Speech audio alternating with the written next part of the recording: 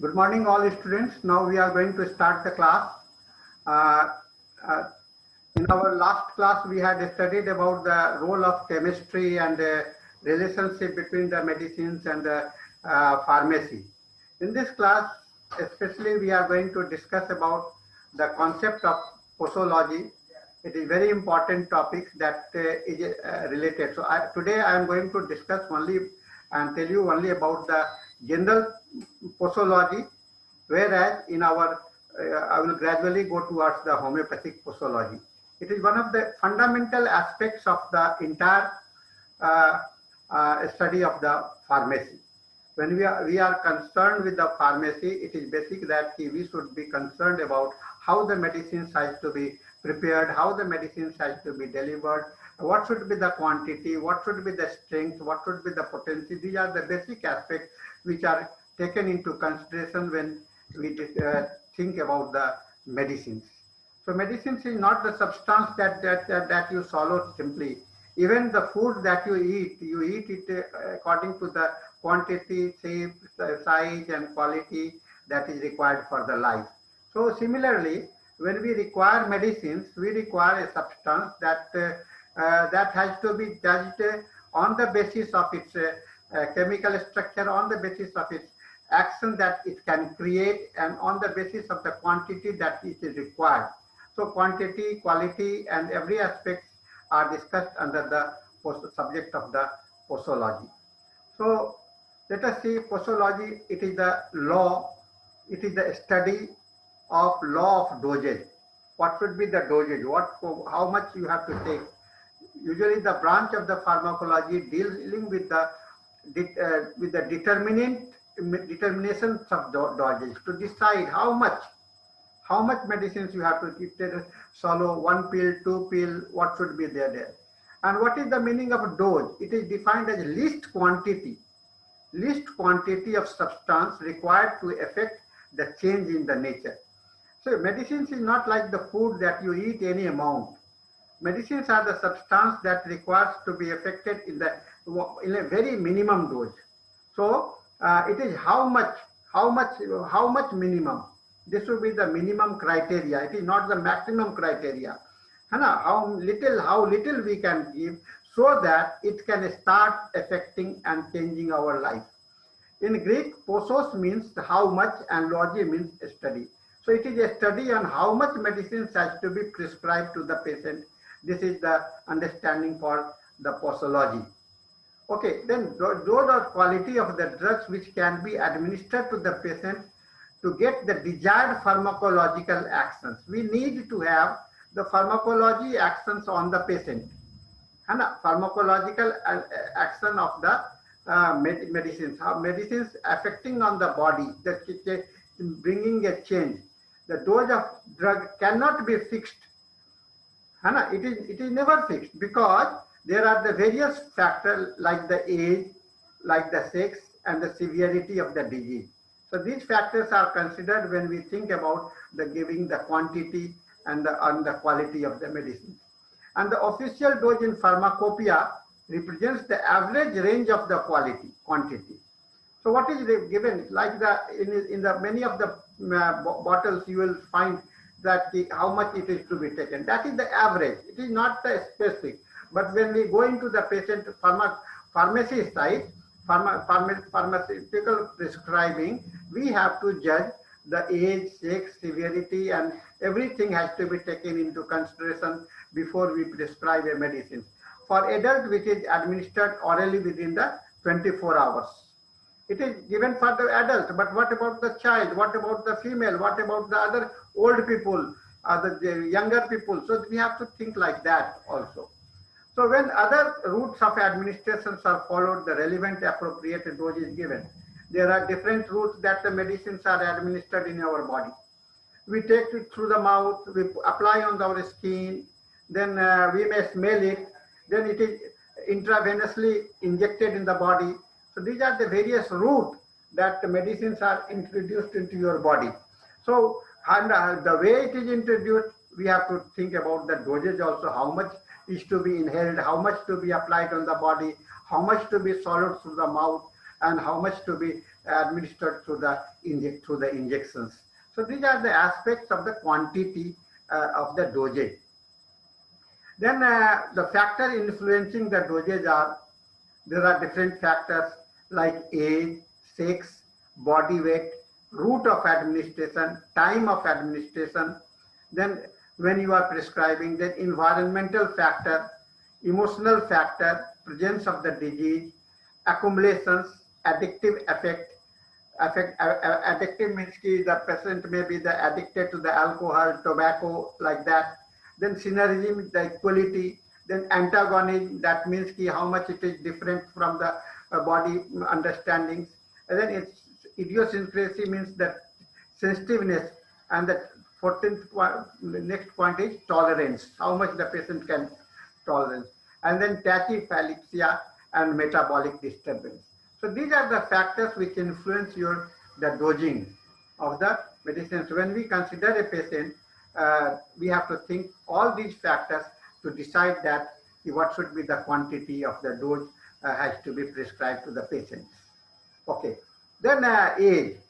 The pharmacokinetics of many drugs changes with the age.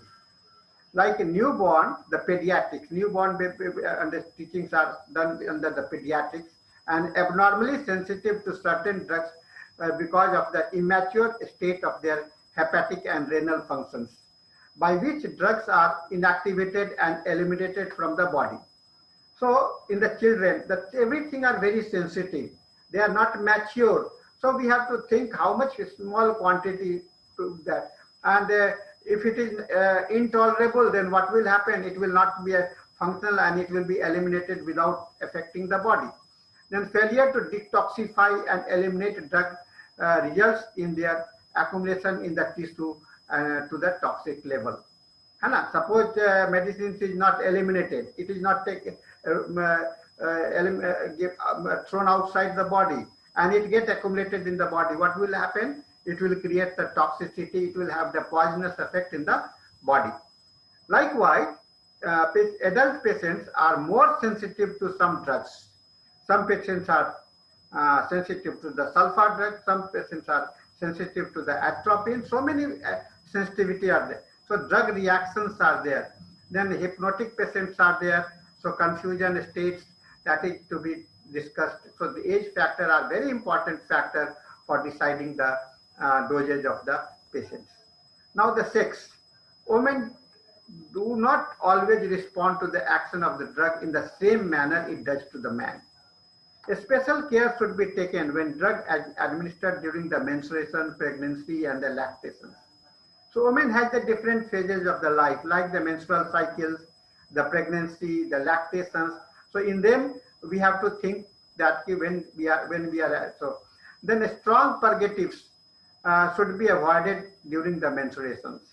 Similarly, drugs which may stimulate the uterine muscles, drastic purgatives, anti-malarial drugs, ergot, alkaloids are contraindication during the pregnancy. It should not be pregnant. Then alcohol, barbiturates, narcotics drugs act on fetus. So we should not prescribe these drugs during the lactation period also. So these are the things that we have to consider when we are thinking about the women. Then body weight. Average dose in men is mentioned either in term of the milligram per kg body weight. Milligram, that you say that in the medicines it is written that it contains 10 milligram, 50 milligram, 200 milligram. So another technique used as a total single for the adult weighing between the 50 to 100 kg. Then dosage expressed in this fashion may not apply in case of obese patients. People who are very fat, obese, and the children and the malnourished patients, they should be calculated according to the body weight. But homeopathic concept is different. In homeopathy, we have we don't have the quantity. We have the qualitative, the medicines which are diluted to such an extent that not a single molecule material medicines are there. They are dynamic medicines. So the homeopathy, will discuss the homeopathic concepts later on. It is the general concept that I am going to discuss today. Okay. Then route of administration. This is very important understanding. IV dosage drugs usually is smaller than the oral dosage, because intravenous route, this might enhance the changes in the drug toxicity when you are directly putting into the body, intravenously. So it may have the direct effect. But when you take the medicines orally, it will go and absorbing in a layered manner. So effectiveness of drug formulation is generally controlled by the route of administration. In homeopathy, we have the, in the organon of medicine, it is written that we are prescribing medicines through the oral route, through your mouth, then through touch on the body, and olfactions means by smelling. And there are also considerations that the medicines can be transmitted from a distance without any contact. So distant transmissions and then olfactions, tactuals, and oral are the routes that are considered in the homeopathic system of medicine. Okay, then time of administration. This is also important. The presence of food in the stomach delay the absorption of drug. So either medicine should be taken in a empty stomach or after eating. It is having decided on the basis of the nature of the medicine. Or sometimes the liver tolerance and the other medicines has to be taken consideration. Then homeopathy has got the different understanding, because we are giving the diluted medicines, the medicines which are very minute, where not a single molecule of the medicines are present. So we have the different principles, our own principles we will be discussing in other later subjects. Okay, then environmental factor, the personality and behavior. The persons who are very hyperactive, hypersensitive, then emotional factor is also important. The inert dosage form, placebo. Placebo means those substances which don't have the medicinal effect, but they look like the medicines and resembles the medicines. So they don't have the physical property or the therapeutic property. Only for the emotional factor, we are using the placebo medicines. For satisfaction of the patient, we give them the pills so that they feel that they are being medicated. When the medicines is not required, but still the patient wants that they should be medicated, so they give on taking the medicines. Then presence of disease. Different disease, there we have to think about that. If the liver cirrhosis is there, so we have to avoid giving the toxic effects. So these are then sensitive of the individual factor. Every individuals have got their own sensitivity. Then there are the allergens. Allergic. Some patients are allergic. So presence of the drug disease is important. In homeopathy, the relationship of medicines are followed. In homeopathy, we see that which medicine is to be prescribed after which medicines. Okay, so this is the presence of the disease and in which situations. This is important. Then accumulations. Some medicines have got the toxicity in them, so they cannot be put for a longer time in the patients. So these drugs are excreted slowly, so their quantity should be less. And in homeopathy, the antidotal principles are followed. If we find that the medicine is toxic in nature, then we give the antidote. Antidote means cutting off the action of the previous medicine, removing the antidoting the action of the previous medicines. Then additive effects. Some patients are become addictive. Suppose you keep on taking one medicine for a longer period, then it will not have an effect. So we have to increase the quantity.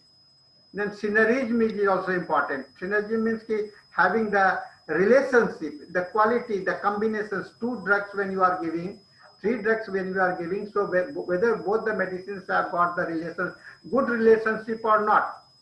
But in homeopathy, this aspect is not required, because in homeopathy, we used to prescribe only one medicine at a time. The homeopathic law says that single medicines means mono medicines means one medicine at a time, no 2 medicines are prescribed. So these are the important aspects we have to keep. Then antagonism. Antagonism means opposing. And some drugs opposes the other drugs. So suppose you give one medicine and you give another medicine, so both will neutralize each other and there will be no effect of the medicines. So in that case, we have to think that whether the medicines are antagonistic in nature or not. So these are the conditions that we have to think when for the antagonistic medicine.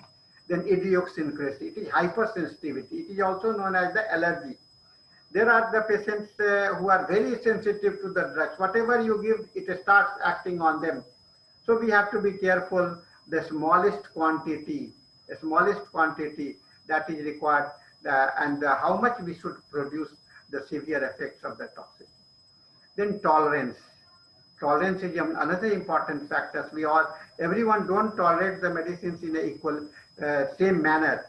Some can tolerate very in a good manner. Some will not. Like that, smokers can tolerate nicotine, alcohol. They can.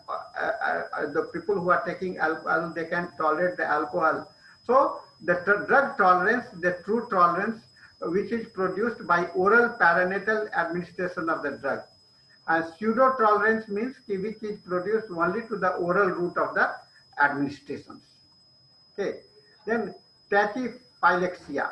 When some drugs administered repeatedly at short intervals, the cell receptor gets blocked up pharmacological response that the drug. Suppose you are giving frequently the medicines, then the body will not work like that. Your computer hangs on. Hanging of the computer, your mobile, if you are using continuously in same way, so your mobile get hanged. So similarly, medicines also get hanged when you are, this is called the tachyphylaxis effect. So decreased response cannot be reversed by increasing the dose. We have to wait and watch. This is important things that we have to, when we are giving one medicine, and after how much time, 10 hours to 12 hours.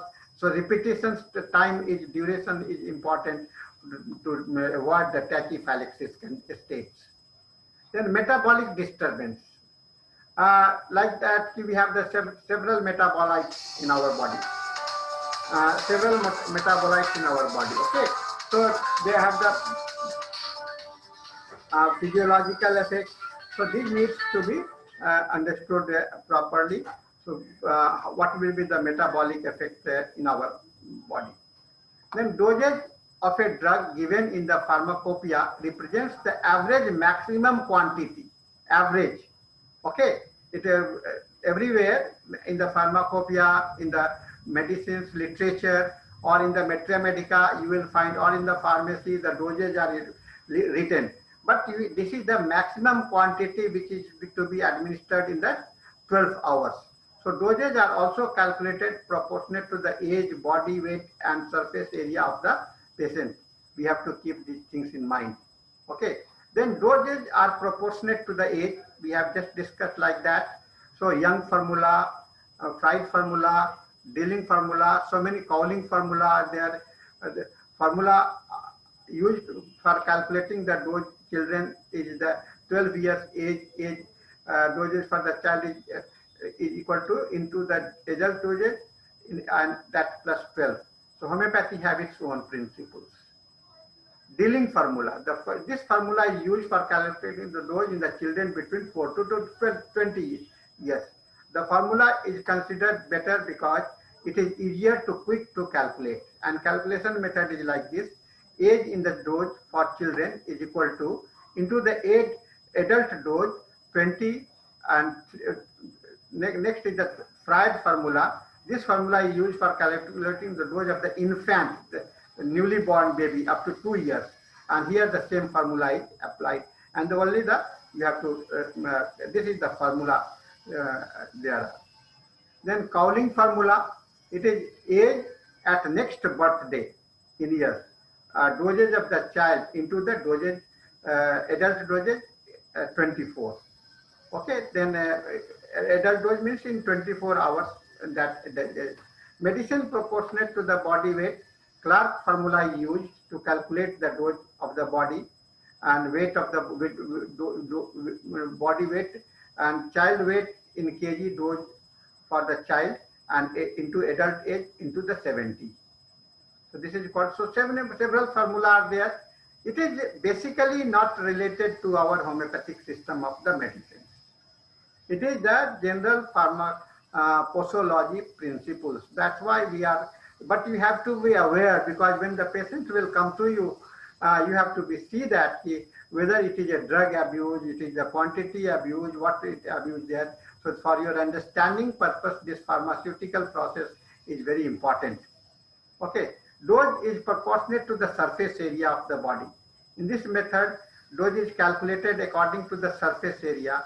It is the more satisfactory and appropriate method than based on the age method. The surface area means how much body is exposed to the outside into the 100. That you have to mention it to the 100. Then the surface area of the blood, Cashtel formula is applied. You see the formula right displayed over here. Okay, I go to the next slide. Then general law applied in posology. The law might be stated thus: the curative dose, like the remedy, must be similar in quantity and quality to the dosage of the morbific agent which causes the disease. Okay, the causation of disease is very important. The law of quantity and dose. The quantity of the drug required is to inverse ratio to the similarity. Then law of quantity. The quantity of action necessary to affect any change in nature is the least possible. The decisive amount is always minimum and infinitesimal. Okay. The general law followed in posology.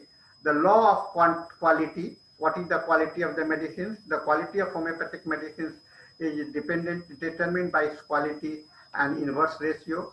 The law of usage, the dose and quantity that will thoroughly permeate the organism and make its essential impress upon the vital force is that which will affect the functional sphere of the individual.